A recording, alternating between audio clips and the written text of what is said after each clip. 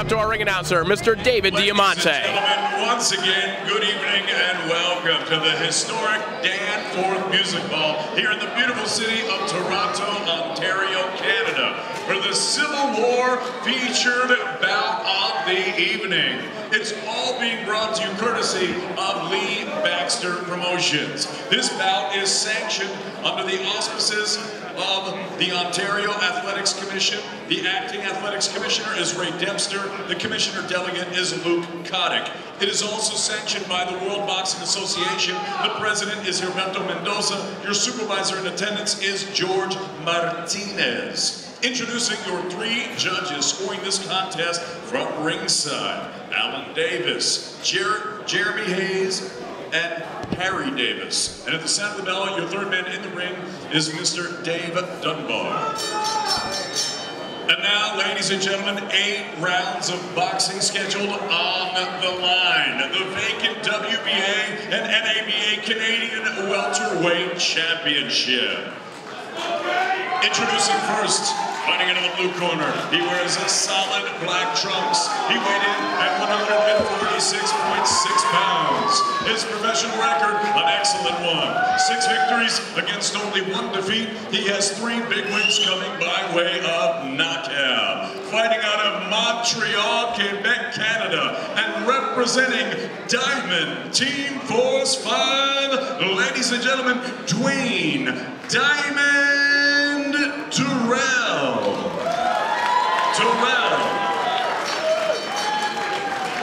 And his opponent across the ring, he's fighting out of the red corner. He wears a white with gold trim. He's scaled at a trim and ready 146.2 pounds. His professional record, a perfect one. 9 fights, 9 victories, 5 of them coming by way of knockout. Ladies and gentlemen, he is the 2013 provincial champion and the 2009 Canadian national champion, fighting out of Etobicoke, Ontario, Canada, Kane Heron.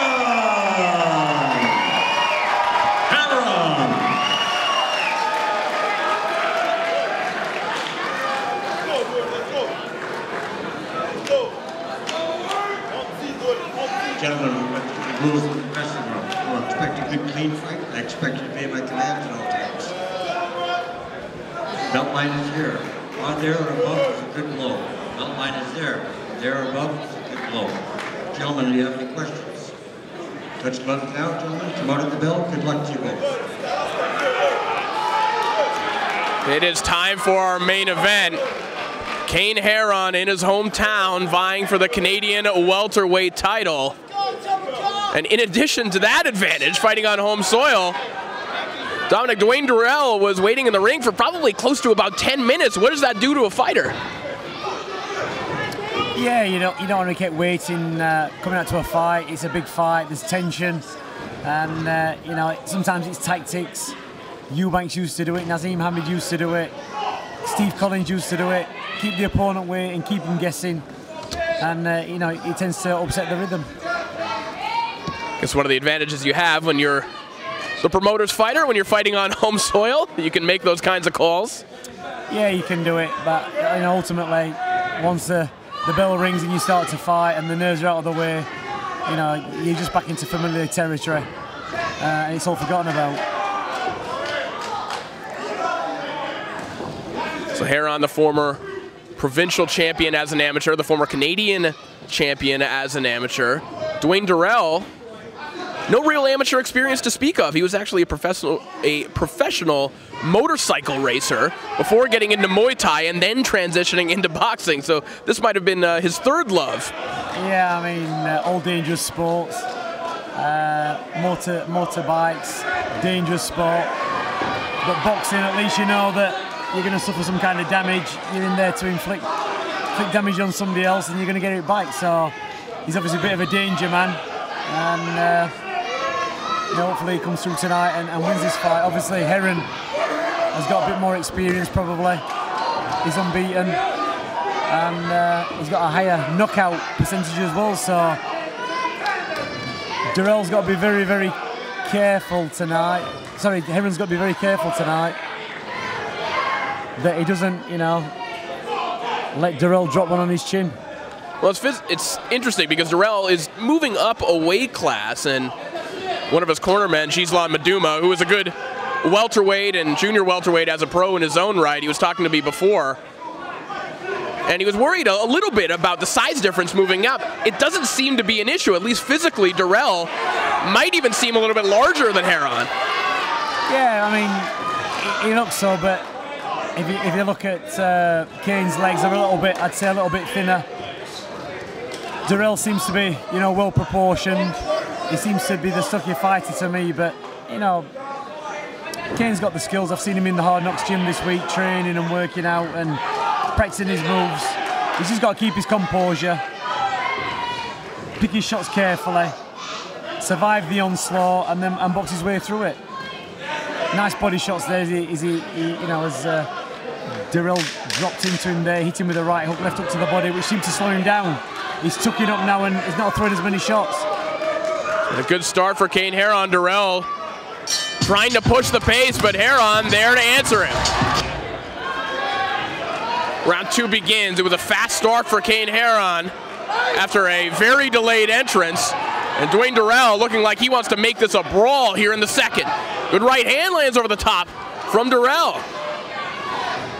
Yeah, Durell seems to come out fast at the beginning of the round, try to stamp his authority on, you know, the first opening minute, and then tends to slow it down towards the end, you know, catching the eye of the judges, and then, you know, trying to box the way through the rest of the round. Well, Durell's talked in the past about trying to shed that Muay Thai mentality and those tactics in the ring. You know, a lot of Muay Thai is kind of waiting for your opponent to go and then you respond. And he wants to be in there leading the action. He wants to be the one pushing the pace. Well, yeah, you're right in that, but I think, you know, Heron needs to keep Durell under control pretty early on. He's coming out, you can see he's slowed down after the first minute, and Heron's catching him with the body shots. And this is what he needs to do. He needs to slow him down and then stick to his boxing. At the minute, it's a bit of a punch-up, but I think the cleaner boxing is coming from Heron at this point in time. Good left hook there, slowed Durell down in his tracks. Good right hand as well. Durell backing up. Durell might be in a little bit of trouble here. The body shot's working well for Heron. I saw him working on these shots in the gym this week with his trainer. They got the body bag on. There was a lot of body work going on, and he's obviously implementing those tactics in this round, trying to slow down Durell. Again, right hook to the body, right hook to the head, left hook to the head. Seems to be picking his shots very well. He's calm, he's composed. Good counter right hand from Heron. I gotta say, this is beautiful shot. The best and the most powerful I've seen Heron look in his career thus far. He is dominating this second round. A slight switch to southpaw there, and then back to orthodox, and back to southpaw, back to orthodox. The body shots are working well for Heron. Durell seems to slow down at this point. Huge right hand. Durell manages to eat that one. You can't be taking too many of those. Nice little right hook on the inside there. Heron's got the guard high. He's catching a lot of the shots on his right hand. It is target practice for Heron here in the second round. And now beginning to take control of this round. Nice body shots again. And really slowed down Durell in this round, really slowed him down. And remember, both fighters blowing heavy as well. Oh, nice. Nice right hook from the orthodox stance, and then switch to southpaw and a right hook again. Absolutely torrid pace through 2 rounds. Round 3 begins of what has been a terrific Canadian title fight so far between Kane Heron and Dwayne Durell. It is our main event here from downtown Toronto at the Danforth Music Hall. Durell again coming out very strong. Beginning of the round. Lots of hooks and uppercuts. Heron switching southpaw to keep him off. Biding himself a little bit of time, picking out the right hand jab. And surely that's part of Durell's tactics and part of his strategy is to try to catch Heron cold at the beginning of these rounds, try to start fast. Yeah, but you know, he's coming out fast for the first 30 seconds, Durell, and then he's slowing down. And then Heron seems to get him under control. As you can see, the pace is slowed down again. Heron from the southpaw stance, which is effective, keeping the distance, keeping the jab working. Do you like this from Heron, given the amount of success he's had in the first 2 rounds as an orthodox fighter? Yeah, because he shows he's got confidence. He's not, you know, he's in a big fight here against a puncher, and he's quite, you know, quite relaxed and confident that he can fight from both stances, and it seems to be working for him. Durell's got a good right hand. By standing southpaw, he's really negating that shot. You know, Durell's going to have to throw it from quite a distance to catch him with it, where he's going to leave himself open. Back to orthodox, relax, got the shoulder drop, working the body again. He loves that shot, right hook to the body, right hook to the head. Does Heron. Lands it a couple times on the inside, now continuing to apply the pressure. It's Durell with a fast start, but Heron now walking him down. Yeah, nice and slick. I mean, I'll be very surprised if Durell manages to survive the 8 rounds. I'm making a big statement there early on, but you know, Heron seems to have got it under control for me. He seems relaxed, he seems to be picking his shots, and Durell seems to be blowing a little bit and getting, you know, unraveling a little bit. He's bust up round his nose, he's slowed down, and we've got a minute left of this round still to go. Well, again, not to say that you can't overcome a lack of an amateur background, but we're also seeing a matchup between someone who was a top amateur here in Canada against someone who doesn't have that kind of pedigree. Yeah, definitely. But you know, Heron's, you know, controlling this fight well. He's calm under pressure. He doesn't look phased at all. He's throwing some good shots, the hooks and the uppercuts, especially the body work, seems to be working well. Right hand just misses from Heron. Heron rolls with that shot, comes back with a 3-punch combination. Nice right hand. Working the angles well. Good left uppercut right at the bell from Heron. Round 4 begins. And Durell again trying to initiate the brawl at the beginning of round 4.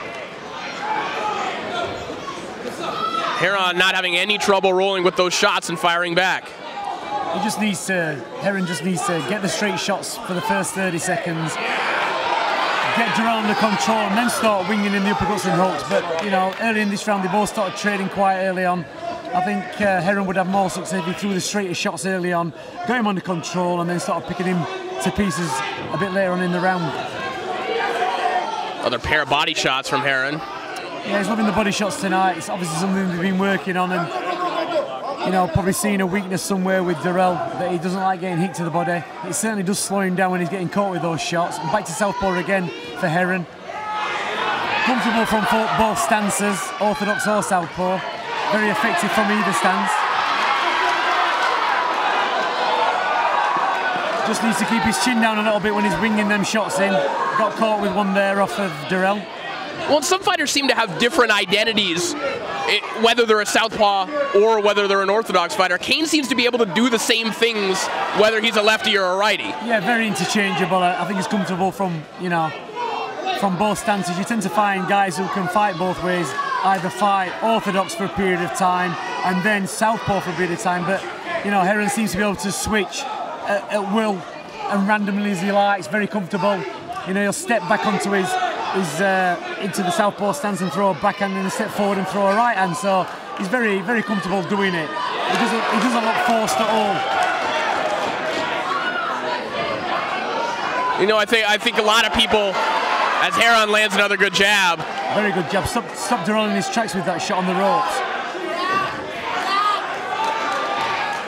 Good variety of shots. You know, when Durell dips, he brings in the right uppercut, left hook. Back to southpaw again and back onto the jab, keeping the distance.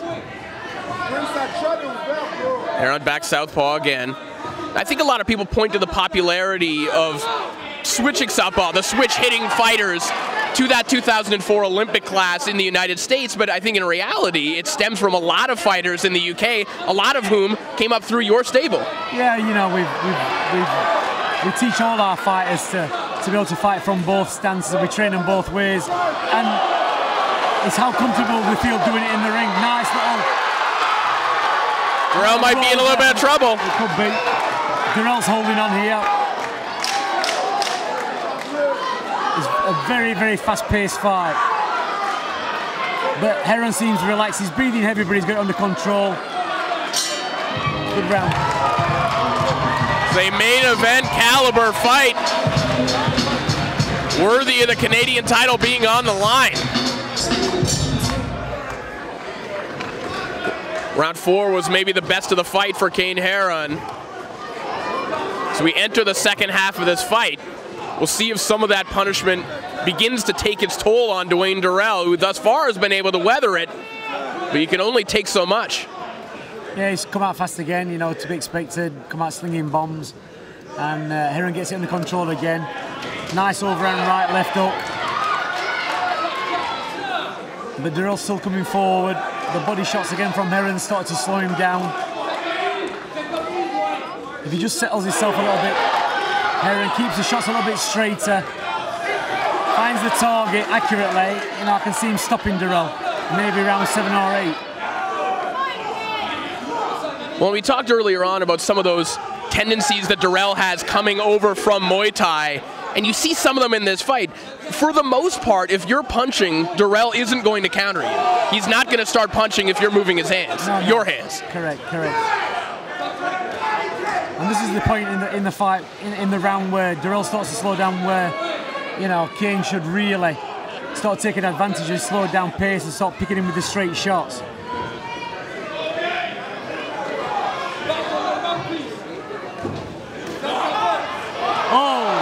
Big left hand from Heron. Durell fires back. You got to say, Durell is game. Yeah, you know, Heron threw the left hand from the southpaw stance nearly at the same time that Durell threw the right hand from the orthodox stance. They both nearly connected at the same time. Now Heron's starting to bleed a little bit. Some blood pouring from the nose of Heron. Yeah, it's only a slight bleed. It's only a slight bleed. Needs to start stepping from the southpaw stand, stepping out to his right now and getting his jab and connecting off the back foot. It's a good right hand in that exchange from Heron. There's a good left hand sneaks in as well. I think both fighters are beginning to feel the pace now. They're both slowed down, both breathing heavy. You know, they've been throwing bombs for 4 rounds. That was a good uppercut on the inside from Durell a moment ago. He's still coming back.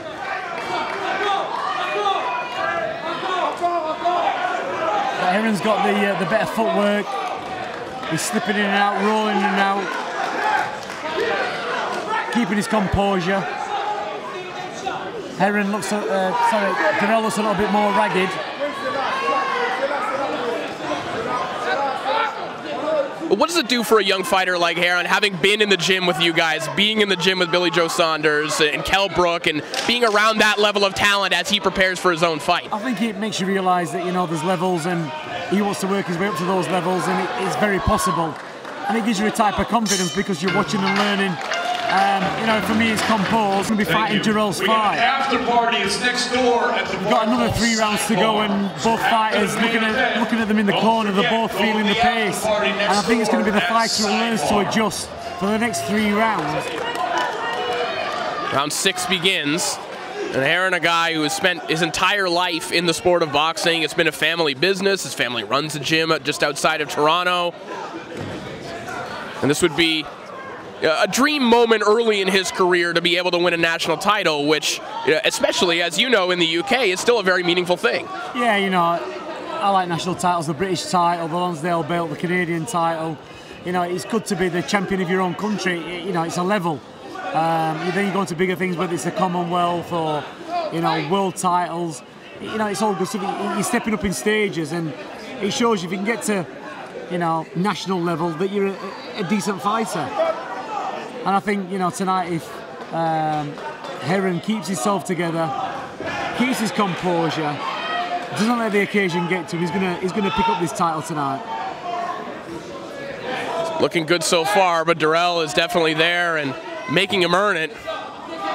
He is, but you know, for me, the cleaner work, the better work. If I'm looking at these, I'm thinking, you know, it's the better boxer is Heron. He's got the pedigree. Obviously, it's in his family. He knows his way around the ring, and he's picking his shots. I love the way that he keeps his right hand up and rolls and blocks the shots from Durell's left hooks and uppercuts. And you know, he's quite comfortable being stood in front of Durell, and now Durell's backing off. He's resorting now to single shots. Heron's putting the combinations together, and he seems to be taking over in this round. He just needs to up the work rate a little bit more, and as Durell's backing off, he needs to capitalise on that and keep the pressure on him. Don't give him a rest. Don't let him come back and, you know, recharge and then start throwing the power shots. A good left hand from the southpaw stance there from Heron. Another good hook, and Durell's definitely slowed down, and Heron's picking the shots now, the ups and the uppercuts, keeping from the southpaw stance. A little bit of a deep breath there. But his punch output is right up there. He's comfortable. And Heron seemed very comfortable too when Durell does make the decision to really step on it. Heron hasn't been bothered by any of those flurries by Durell. Oh, you know, Durell's dropping his left shoulder and throwing the overhand right. But you know, Heron's got him covered. He's going down to single shots now, and the volume's definitely slowed down from Durell. A little bit of footwork there from Heron. Last 10 seconds. Good shot to the body from Heron. Climbs back up with the right hand. Good round, good 6th round. Once again, don't forget the after party right after the main event at Sidebar next door. That's the after party. Baxter Promotions. Round 7 of our main event, just 2 to go between Kane Heron and Dwayne Durell, and as they have in each and every round, going at it in the opening 10 seconds.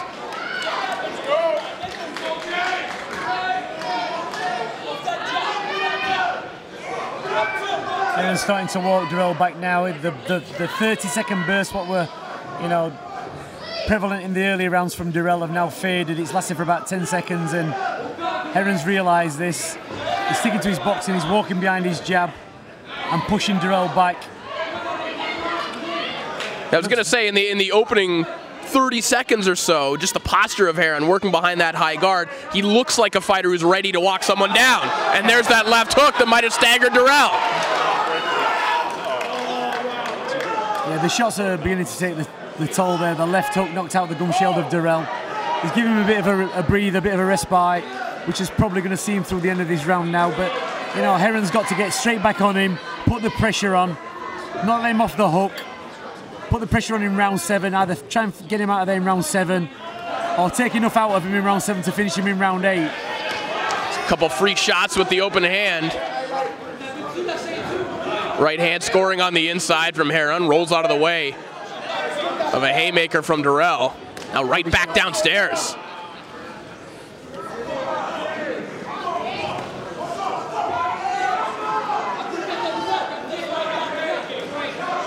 The left hook just skimming Durell's nose there, but big heavy shots now from Heron, straight shots. Jolting Durell's head back, single jabs. They all seem to be finding the target now from Heron. Another good left to finish it off.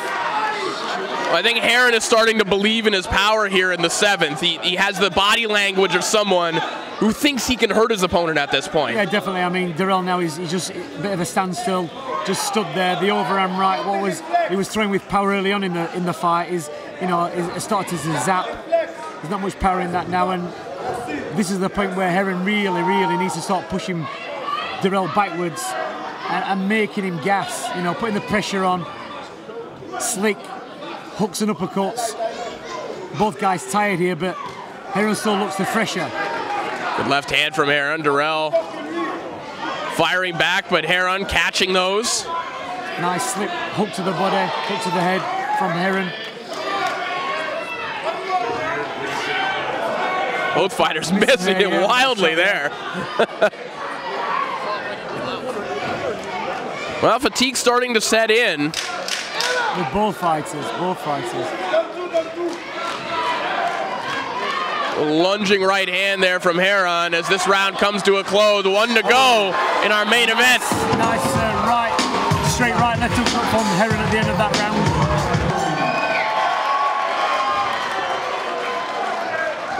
round. 1 to go here in our main event. Kane Heron and Dwayne Durell have put on an entertaining show. Heron likely has won every round of this fight. That isn't to say it hasn't been enjoyable to watch. And likely to this point, it's been the best performance of Heron's professional career. It's been a very entertaining fight. Closely fought rounds. I would say that, you know, Heron has won the rounds, but Durell has made him work for every single one. And here he is now in the last round, Durell, coming out and forcing the pace, putting the pressure on, you know, hoping to land that big shot, what may finish off Heron, but, you know, both fighters fatigued here, slinging in hooks and uppercuts. Oh, well, there was a good shot from Durell. Yeah.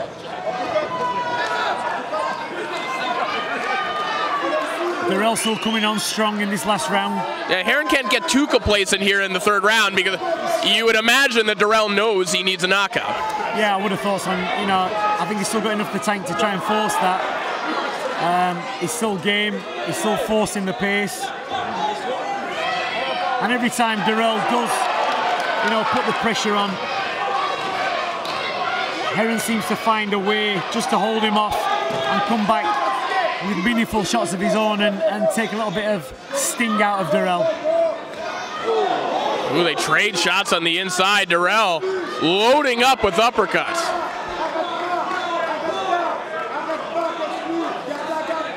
Well, Durell laying it all on the line in the final round.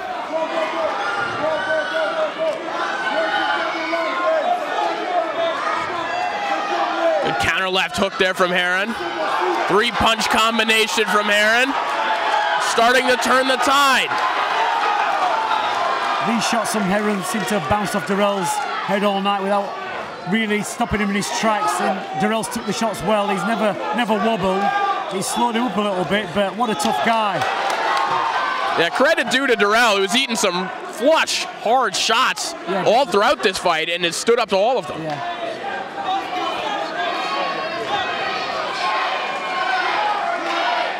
Been a very entertaining fight for 8 rounds. Both fighters giving their all. You know, even in the closing minute of the fight, they're still slugging it out. Both fighters with the same objective right now. Durell knows he needs a knockout, and Heron wants to close the show. The final 10 seconds. Here we go.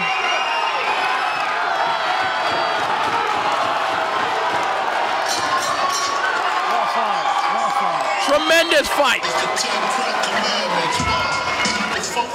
Well, we're set for our decision. Let's send it up to our ring announcer, Mr. David Diamante.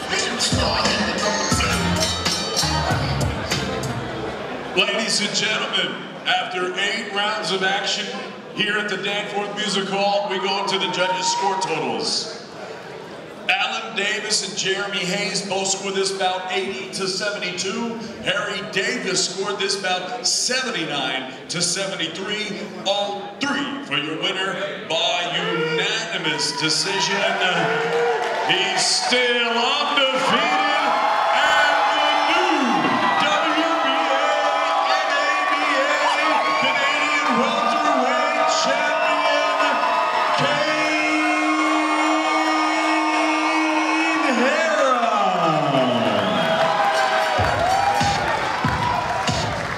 On home turf, Kane Heron picks up the Canadian middleweight title. What a tremendous main event it was.